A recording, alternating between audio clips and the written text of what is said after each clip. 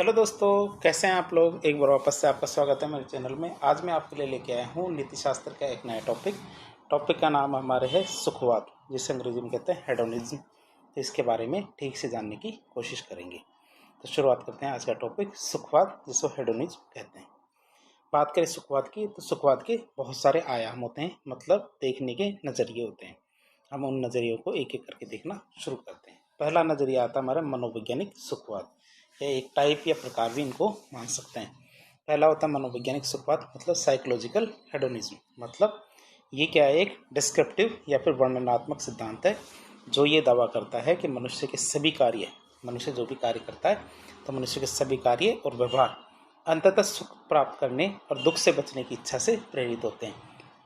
क्या मनुष्य जो भी कार्य करता है या जो भी जिस भी प्रकार का व्यवहार करता है, वो क्यों करता है? क्योंकि वह सुख प्राप्त करने और दुख की इच्छा से बचने की वजह से, कि वो दुख प्राप्त नहीं करना चाहता और केवल सुख प्राप्त करना चाहता है, इसलिए वो सारे कार्य और व्यवहार करता है। यह मानव प्रकृति का एक विश्लेषण होता है, क्योंकि मानव प्रकृति यही दिखाती है, जिसमें कहा जाता है कि हम स्वाभाविक रूप से स्वार्थी होते हैं। मानव की प्रकृति कैसी है? स्वाभाविक रूप से स्वार्थी होती है। जब बच्चे को भूख लगती है तब वो अपने आप ही रोने लगता है। क्यों? तो बच्चा भी क्या है, स्वार्थी है और अपने स्वयं के सुख को ही प्राथमिकता देते हैं। उदाहरण के लिए देखें कि आप स्वादिष्ट भोजन खाते हैं, क्यों? क्योंकि इससे आपको सुख मिलता है।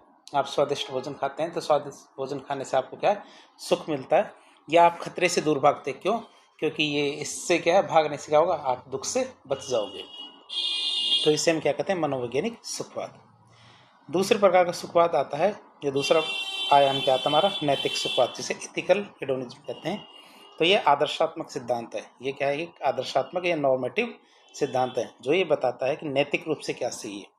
तो क्या बताता है कि नैतिक रूप से क्या सही है, और इसके अनुसार वह कार्य नैतिक रूप से सही है जो सुख उत्पन्न करता हो। वो सारे कार्य नैतिक रूप से सही होते हैं जो अंत में क्या है, सुख उत्पन्न करते हैं। वो सारे कार्य क्या है, नैतिक रूप से सही होते हैं। चूंकि सभी लोग सुख चाहते हैं, इसलिए सुख की प्राप्ति को ही नैतिक लक्ष्य माना जाता है। ये क्या हो, मानते हैं कि चूंकि सभी लोग सुख चाहते हैं, इसलिए सुख की प्राप्ति को ही क्या, नैतिक लक्ष्य माना जाता है। उदाहरण के लिए देखें कि यदि किसी कार्य से लोगों को खुशी मिलती है, कोई काम है उसको करने से लोगों को खुशी मिलती है, तो वो कार्य क्या होता है, नैतिक रूप से सही माना जाएगा। तीसरे प्रकार का हमारा सुखवाद आता है हमारा स्वार्थमूलक सुखवाद, जिसे इगोइस्टिक हेडोनिज्म कहते हैं। मतलब ये नैतिक सुखवाद का एक विशिष्ट रूप होता है। जो हमने नैतिक सुखवाद देखा था, इसी का एक विशिष्ट रूप है, जहाँ नैतिक कार्य वह होता है जिससे क्या है, व्यक्ति का स्वयं का सुख बढ़ता है और दुख कम होता है। तो नैतिक कार्य वह होता है जिससे क्या होता है, व्यक्ति का स्वयं का सुख बढ़ता है और दुख कम होता है। इसमें क्या, दूसरों के सुख की परवाह नहीं की जाती, बल्कि स्वयं के सुख की परवाह की जाती है। इससे वह क्या होता है, दूसरों के सुख की परवाह नहीं करते, बल्कि खुद के सुख की परवाह करते हैं। बल्कि व्यक्ति अपने व्यक्तिगत लाभ और खुशी पर केंद्रित रहता है। व्यक्ति क्या होता है, अपने व्यक्तिगत लाभ और खुशी पर केंद्रित रहता है। इसके अंदर उदाहरण के लिए देखिए कि आप अपने करियर में सफल होने के लिए कड़ी मेहनत करते हो, कि आप अपने करियर में सफल हो जाओ, इसके लिए बहुत कड़ी मेहनत करते हो। क्यों? क्योंकि इससे आपको व्यक्तिगत संतुष्टि मिलेगी, फायदा मिलेगा। किसको? सिर्फ आपको ही फायदा मिलेगा, इससे किसी और को फायदा नहीं मिलेगा। और भारत में इसका संबंध की बात करें तो चारवाक दर्शन भारत में इस तरह की विचारधारा का एक बहुत ही प्रमुख उदाहरण माना जाता है कि खाओ पियो मौज करो, कर्जा लेके घी पियो। तो वो ही हमारा दर्शन आता है, चारवाक दर्शन, जो जिसके प्रतिपादन किया था हमारे बृहस्पति जी ने, जो हमारे भौतिक सुख और व्यक्तिगत आनंद को जीवन का अंतिम लक्ष्य मानता है। ये क्या मानता है, हमारे भौतिक सुख और व्यक्तिगत जीवन आनंद को जीवन का लक्ष्य मानता है। अगला आयाम आता है हमारे परार्थमूलक सुखवाद। कौन सा? परार्थमूलक सुखवाद, जिसे हम उपयोगितावाद, ये यूटिलिटेरियनिज्म भी कहते हैं। एल्ट्रुस्टिक हेडोनिज्म या यूटिलिटेरियनिज्म मतलब उपयोगितावाद। तो परार्थमूलक सुखवाद को उपयोगितावाद भी कहते हैं। तो यह भी क्या, हमारे नैतिक सुखवाद का एक रूप होता है, लेकिन इसका तो दायरा थोड़ा सा व्यापक या बड़ा होता है। इसके अनुसार वे कार्य नैतिक होते हैं जिससे अधिकतम लोगों का अधिकतम सुख सुनिश्चित होता है।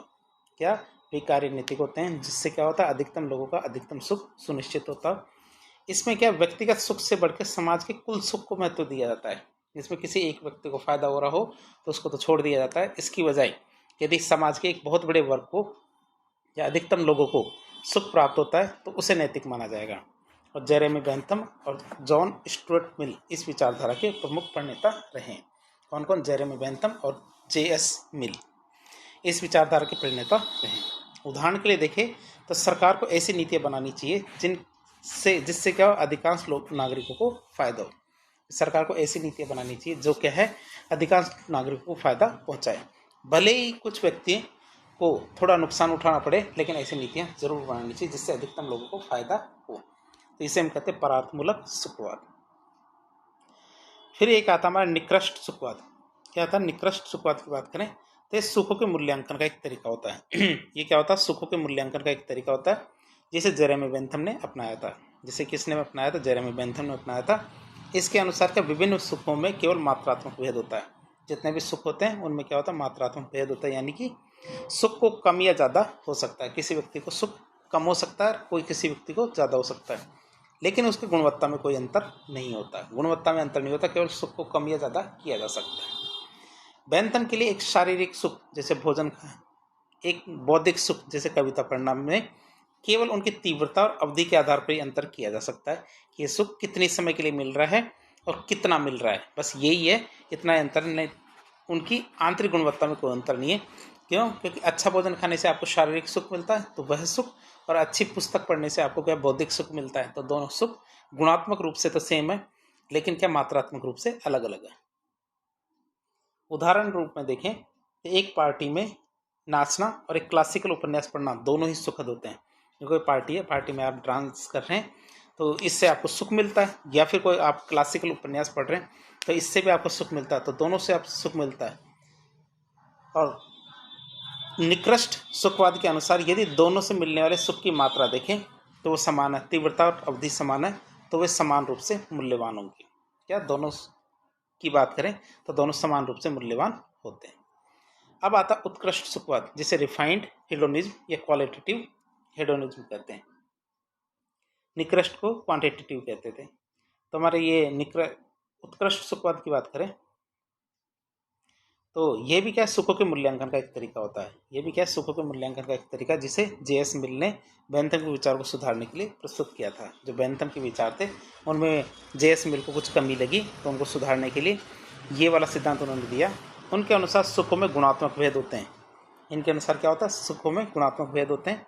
मिल ने तर्क दिया कि कुछ सुख दुखों की तुलना में उच्च या उत्कृष्ट होते हैं, भले ही उनकी मात्रा कम हो। कि कुछ सुख क्या होते हैं? बहुत ज़्यादा होते हैं, चाहे उनकी मात्रा कमी क्यों न हो। उनका एक प्रसिद्ध कथन था, एक असंतुष्ट सुकरात एक संतुष्ट मूर्ख से बेहतर होता है। क्या? एक असंतुष्ट सुकरात क्या? एक संतुष्ट मूर्ख से बेहतर है। मतलब कि बौद्धिक और नैतिक सुखों को शारीरिक सुखों से श्रेष्ठ माना जा सकता है। क्या? बौद्धिक और नैतिक सुखों को क्या है? शारीरिक सुखों से श्रेष्ठ माना जा सकता है। उदाहरण के लिए देखें कि एक ज्ञानवर्धक चर्चा से मिलने वाला सुख केवल शारीरिक भूख मिटाने से मिलने वाले सुख से ज़्यादा उत्कृष्ट माना जाएगा। क्या? एक ज्ञानवर्धक चर्चा से मिलने वाला सुख क्या है? केवल जो शारीरिक भूख मिटाने से मिलने वाला जो सुख है उससे उत्कृष्ट माना जाता है। भले ही शारीरिक सुख तात्कालिक रूप से क्या अधिक तीव्र लगे, लेकिन फिर भी ये ज्ञानवर्धक चर्चा से जो मिला है वो ज़्यादा उत्कृष्ट माना जाएगा। तो इस तरह आज हमने हेडोनिज्म या सुखवाद की धारणा देखी, उसके 6 आयाम देखने की कोशिश किए। तो इस प्रकार के इन्फॉर्मेटिव वीडियो देखने के लिए हमारे चैनल से जुड़े। वीडियो यदि पसंद आता तो वीडियो को लाइक करें, चैनल को सब्सक्राइब करें, अपने दोस्तों के साथ शेयर करें। धन्यवाद।